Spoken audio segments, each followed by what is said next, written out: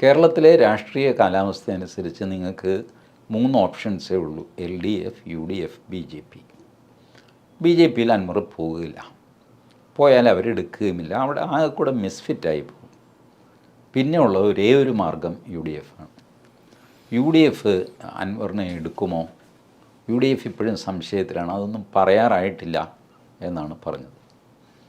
അൻവർ തന്നെ അദ്ദേഹത്തിൻ്റെ പത്രസമ്മേളനത്തിൽ ഒരു അടിയടിച്ചു.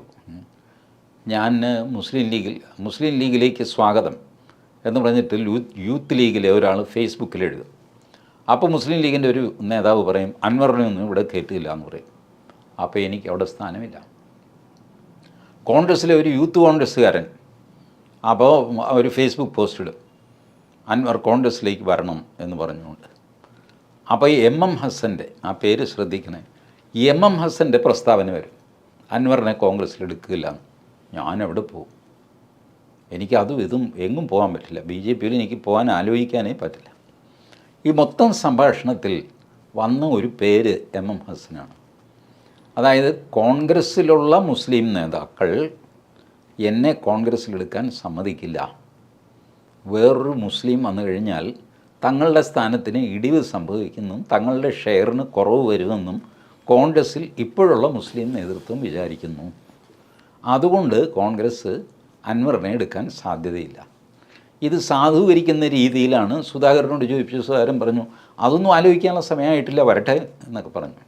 VD സതീശൻ പ്രത്യേകിച്ചൊന്നും പ്രതികരിച്ചിട്ടില്ല. മറ്റ് നേതാക്കളാരും തന്നെ കോൺഗ്രസ്സിൽ അൻവറിനെ സ്വാഗതം ചെയ്യുന്നു അങ്ങനെയൊന്നും പറഞ്ഞിട്ടില്ല. ഈവൻ അൻവറിൻ്റെ ഇഷ്യൂ അതേ സീരിയസ്നെസ്സോടെ പ്രതിപക്ഷം ഏറ്റെടുത്തിട്ടേയില്ല. അൻവർ ഉയർത്തിയ ഇഷ്യൂ എന്താണ്, ആ ഇഷ്യൂവിൻ്റെ അടിയിൽ എന്താണെന്ന് പരിശോധിക്കുക. അൻവറിൻ്റെ ആവശ്യം എന്താ?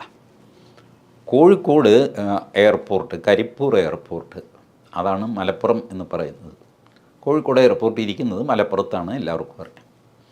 കോഴിക്കോട് എയർപോർട്ടിൽ കസ്റ്റംസ് സ്വർണം പിടിച്ചോട്ടെ, പോലീസ് പിടിക്കരുത്. പോലീസിനെന്താ ഈ വീട്ടിക്കാര്യം? ഇതാണ് അൻവറിൻ്റെ ബേസിക് ചോദ്യം. ഒരാൾ കസ്റ്റംസിൽ നിന്ന് എസ്കേപ്പ് ചെയ്താൽ പിന്നെ പോലീസ് അയാളെ പിടിക്കാൻ പാടില്ല.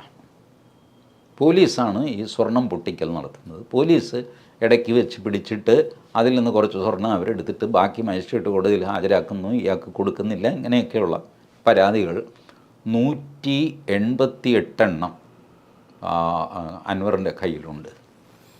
അതിന് മറുപടി കൊടുക്കുമ്പോഴാണ് പിണറായി വിജയൻ പറഞ്ഞത് അതിൽ 124 മലപ്പുറം ജില്ലയിലാണ്.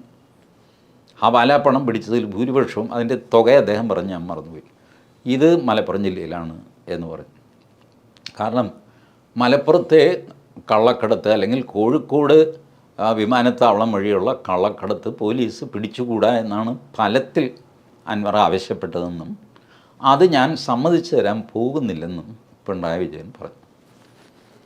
പോലീസിന് കള്ളക്കടത്ത് പിടിക്കാൻ അവകാശമില്ല എന്നുള്ള വാദം അംഗീകരിക്കാൻ പറ്റില്ല. വകുപ്പും ചട്ടവും ഒക്കെ അൻവർ പറയുന്നുണ്ട് കേട്ടോ, ഞാനതെടുത്ത് നോക്കാനൊന്നും പോയില്ല. അൻവർ പോലീസ് ചെയ്യേണ്ട കാര്യം, കസ്റ്റംസ് ചെയ്യേണ്ട കാര്യം, കസ്റ്റംസിൻ്റെ ഏരിയയിലേക്ക് പോലീസ് കടന്നാൽ പിന്നെ പോലീസ് എന്ത് ചെയ്യണം. അപ്പോൾ അൻവർ പറയുന്നത് നിങ്ങളിനി അഥവാ പിടിച്ചാൽ തന്നെ നിങ്ങൾ ഈ സ്വർണം കസ്റ്റംസിനെ ഏൽപ്പിക്കുകയല്ല, അത് നിങ്ങളിത് കൊണ്ടു നടക്കാൻ പാടില്ല. ഇങ്ങനെയൊക്കെയാണ് സാങ്കേതികമായ തർക്കങ്ങളാണ്.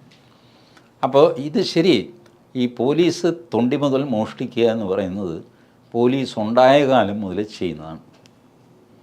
ഇപ്പോൾ വായിജത്തിൻ്റെ ബൈക്ക് പോലീസ് പിടിച്ചുകൊണ്ട് പോകുന്നു എന്തെങ്കിലും ആവശ്യത്തിന്, ഒടുവിൽ അത് കോടതിയിലും പോലീസ് സ്റ്റേഷൻ വളപ്പിലും ഒക്കെ കിടന്ന് ഒരു പരുവമാകും. അത് തിരിച്ചു കിട്ടുമ്പോൾ ചിലപ്പോൾ ഹെഡ്ലൈറ്റ് ഉണ്ടാവില്ല.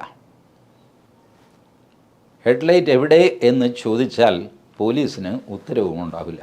ഹെഡ്ലൈറ്റൊക്കെ ആരോ എടുത്തു, വിറ്റു, കാശ് മേടിച്ചു.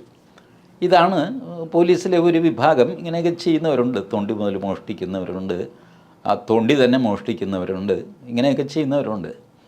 അപ്പോൾ അത് വലിയൊരു കാര്യമായിട്ട് അൻവർ ഉയർത്തിക്കൊണ്ടുവരാൻ ഉണ്ടായ കാരണം ഈ മലപ്പുറം കേന്ദ്രീകരിച്ചുള്ള കള്ളക്കടത്ത് സ്വർണം, അതിൻ്റെ ബിസിനസ് അത് നിർബാധം നടക്കണം.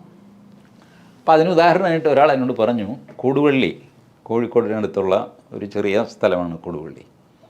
കൊടുവള്ളിയിൽ 65 സ്വർണ്ണക്കടയോ മറ്റോ ഉണ്ടായിരുന്നു. ഇപ്പം 5 ഉള്ളൂ. 60 തന്നെ എങ്ങനെ അപ്രത്യക്ഷമായി? സ്വർണം കിട്ടുന്നില്ല. ഇതിന് കാരണക്കാരൻ അൻവറാണെന്നൊന്നും ഞാൻ പറയുകയില്ല കേട്ടോ. അൻവറാണെങ്കിൽ അൻവറിനെ കാണാനില്ല എന്ന് പറഞ്ഞിട്ട് മാൻ മിസ്സിംഗ് പെറ്റീഷൻ കൊടുത്തതാണ് കോൺഗ്രസ്. ഞങ്ങളുടെ MLA കാണുന്നില്ല സാർ, പിടിച്ചു തരണം സാർ. ഒരു അൻവർ പറഞ്ഞു ഞാനിവിടെ ആഫ്രിക്കയിലുണ്ട് എന്ന് പറഞ്ഞു. ആ പറഞ്ഞ അൻവർ ഇപ്പോൾ ആഫ്രിക്കയിലേക്ക് പോകുന്നുമില്ല. അൻവർ ആഫ്രിക്കയിൽ പോയിട്ട് സ്വർണം കൊണ്ടുവന്നുകൊണ്ടിരുന്നു എന്നൊന്നും അല്ല ഞാൻ പറയുന്നത്. അദ്ദേഹം ഇടയ്ക്കിടെ ആഫ്രിക്കയിലേക്ക് പോകുമായിരുന്നു, ദീർഘകാലം അവിടെ താമസിക്കുമായിരുന്നു. ഇപ്പോൾ പോകുന്നില്ല, താമസിക്കുന്നുമില്ല. കൊടുവള്ളിയിലെ കടകളിൽ ഗണ്യമായ കുറവ് വന്നിരിക്കുന്നു. പോലീസ് പിടിച്ച സ്വർണത്തിൽ കൃത്രിമം കാണിച്ചു എന്നുള്ള പരാതിയുമായിട്ട് അൻവർ ഇറങ്ങുകയും ചെയ്യുന്നു. മാത്രമല്ല അതിൽ 2 പരാതിക്കാരെ വിളിച്ചിട്ട് അൻവറും കൂടെ ഇരുന്നിട്ട് അതിൻ്റെ വീഡിയോ എടുത്ത് പുറത്തു വിടുന്നു. ആ വീഡിയോ തെളിവാണെന്ന് അവകാശപ്പെടുന്നു. എനിക്ക് മനസ്സിലായില്ല. അപ്പോൾ എൻ്റെ പോക്കറ്റ് അടിച്ചു എന്ന് ഞാൻ തന്നെ ഒരു വീഡിയോ ഉണ്ടാക്കുന്നു, അതിൽ വായിജിത്തുമുണ്ട്. എന്നിട്ട് വായിജിത്ത് പറയുന്നു ദേ തെളിവ് പോക്കറ്റ് അടിച്ചതിൻ്റെ. ഇതെങ്ങനെയാണ്? ഞാനത് ഇത് സമ്മേളനം നടക്കുമ്പോൾ ഞാനും കൗതുകത്തോടെ പോലീസ് സ്വർണം മോഷ്ടിക്കുന്ന വീഡിയോ ആയിരിക്കും, അപ്പോൾ പോലീസ് സ്റ്റേഷനിൽ എവിടെയെങ്കിലും CCTVയിലോ വല്ലതും ഒരു പോലീസുകാരൻ ഇത് നീ വെച്ചോ, ബാക്കി മാത്രം കോടതി കൊടുത്താൽ മതി എന്നൊക്കെ പറഞ്ഞ് പങ്കുവയ്ക്കുന്നു. CCTVയിൽ ഇതായിരിക്കും കാണിക്കുന്നത് ഞാൻ വിചാരിച്ചപ്പോഴാണ് 2 പേര് പറയുന്നു ഞങ്ങൾക്ക് കിട്ടാനുള്ള മുഴുവൻ സ്വർണം തന്നില്ല, ഞങ്ങളതിന് കേസ് കൊടുത്തിട്ടിരിക്കുകയാണ്.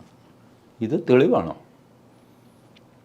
അപ്പോൾ എനിവേ അങ്ങനെ മാധ്യമങ്ങളെ മുഴുവൻ അൻവർ മണ്ടന്മാരാക്കി. ഒരു മാധ്യമം ഈ ചോദ്യം ചോദിച്ചില്ല, ഇതെന്ത് തെളിവാണ് എന്ന് ചോദിക്കണ്ടേ? അതാരും ചോദിച്ചില്ല. താൽക്കാലികമായിട്ടെങ്കിലും പിണറായി വിജയൻ കുഴപ്പത്തിലായത് മാധ്യമങ്ങൾ ആസ്വദിച്ചു എന്ന് സാരം.